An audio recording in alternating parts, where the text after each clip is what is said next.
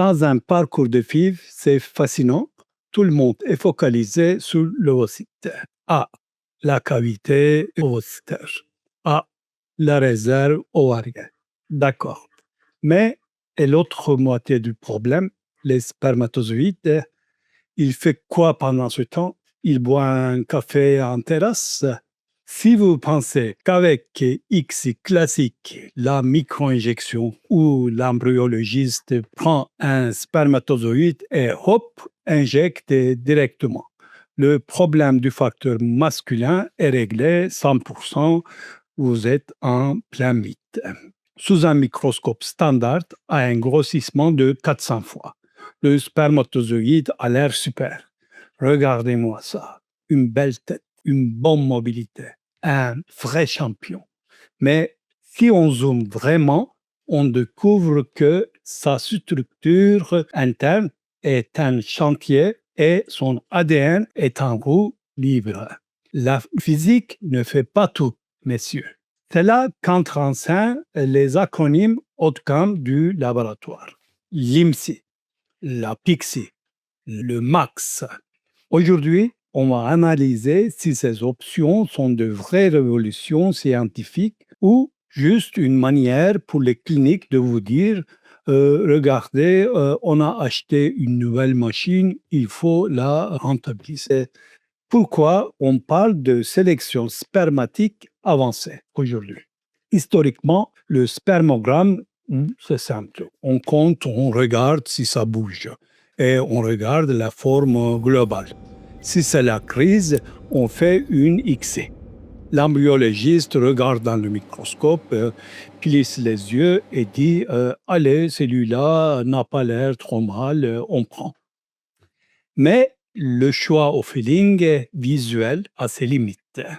Quand les fécondations échouent, que les embryons s'arrêtent en plein vol ou que les fausses couches précoces se répètent, les couples arrivent au laboratoire en disant « Docteur, s'il vous plaît, vous n'avez pas la version Pro Max de la sélection. » Dans cette vidéo, on va clarifier 3 choses.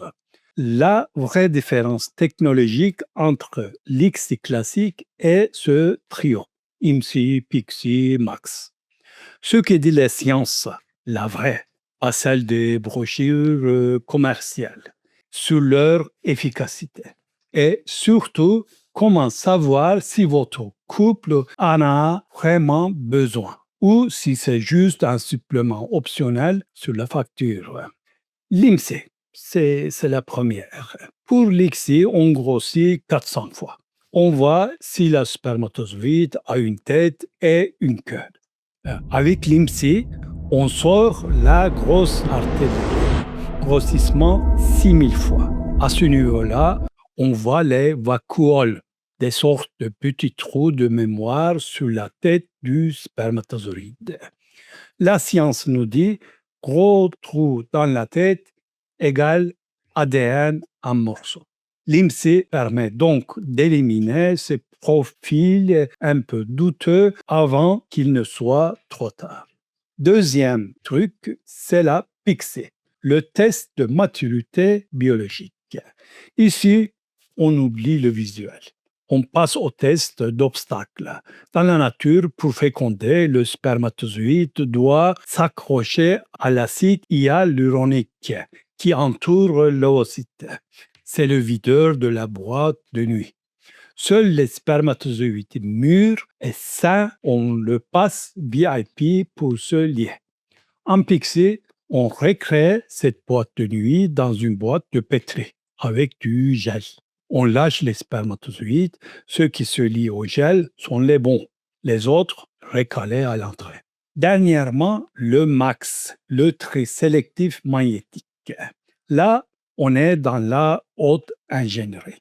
Certains spermatozoïdes nagent très bien, ont l'air en plein four, mais en réalité, ils sont déjà en train de mourir de l'intérieur. C'est l'apoptose.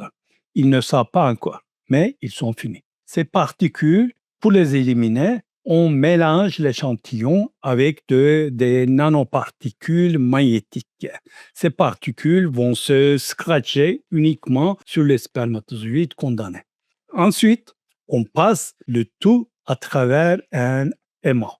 Les fatigués restent collés à la paroi et les survivants bien frais passent à travers pour la FIV.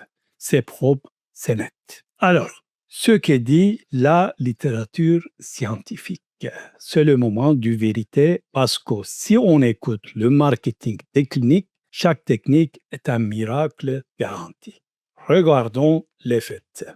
Pour l'IMSI, la revue Cochrane, qui est un peu la Cour suprême de la médecine, nous dit gentiment « Désolé, mais il n'y a pas de preuves solides démontrant que l'IMSI augmente le taux de naissance vivante par rapport à une ICSI classique pour tout le monde. » Oui, parfois, on voit un peu moins de fausses couches, mais le niveau de preuve reste modéré à faible. Ce n'est pas la baguette magique. Pour la PICSI, une immense étude britannique, l'étude App Select, publiée dans The Lancet, c'est la Bible, plus de 2700 couples quand même, a montré que la PICSI n'augmentait pas significativement le taux de naissance global. Par contre, et c'est un grand par contre clinique, elle montre une réduction très nette du taux de fausses couches. Ça, c'est un vrai argument. Pour le MAX, les données confirment que ça nettoie efficacement l'échantillon des spermatozoïdes avec un ADN fragmenté. C'est très utile pour les couples où l'homme a un fort stress oxydatif. Mais de là à le faire à tout le monde d'office, attendons des études à plus grande échelle. Rappelez-vous une chose, les statistiques sont des moyennes pour les livres d'école. Votre traitement, lui, est unique. L'âge de votre partenaire, la qualité des oocytes, tout cela pèse bien plus lourd dans la balance qu'un outil de labo. Puisque ce n'est pas automatique, on les donne à qui ces options premium. Une bonne prise en charge repose sur un diagnostic, pas sur un catalogue d'options payants. On ne veut pas charger l'addition juste pour le plaisir. L'IMSI, on y pense dans ces 3 cas précis. Premièrement, une tératospermie sévère, quand les formes normales se comptent sur les doigts d'une main. Deuxièmement, un historique d'embryon qui s'arrête de grandir à chaque tentative. Troisièmement, si on a détecté un taux de vacuole anormalement élevé au départ. La PICSI et le MAC, c'est pour quand? Une fragmentation de l'ADN spermatique élevée au test. Des fausses couches à répétition alors que tout est parfait côté féminin. Un âge paternel avancé. Le temps passe aussi pour ces messieurs et ça crée de l'oxydation. Mais si votre spermogramme classique est tout à fait correct et que c'est votre première FIV, restez tranquille. Une ICSI classique bien faite par un bon embryologiste fera parfaitement l'affaire. Si le moteur est nickel, pas besoin de mettre du carburant du Formule 1. Mon avis de clinicien, ce n'est pas évangile, c'est juste le fruit de mes années passées à écouter et soigner des couples. En médecine de la reproduction, les miracles n'existaient pas, mes amis. En biologie, la nature nous donne des tendances, jamais des certitudes absolues. On ne peut pas parier sur une technologie comme si le succès était garanti à 100%. Vous pouvez avoir le meilleur labo du monde.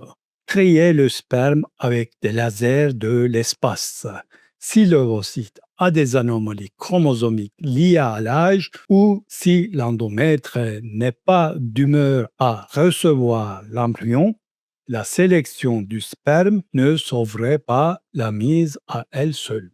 Mon approche est pragmatique. N'utilisons pas ces outils comme des arguments marketing pour alourdir la note des patientes. Ciblons-les précisément pour les couples qui en ont besoin. ceux qui font face à des échecs inexpliqués.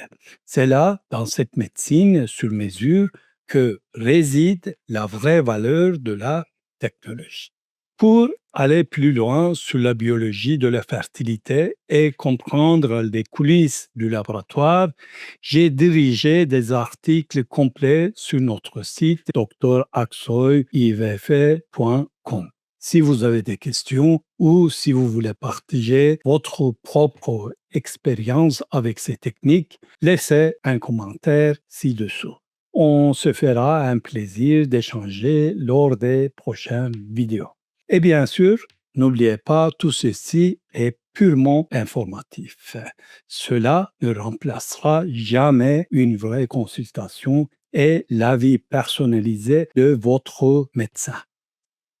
Allez, à bientôt. Ciao.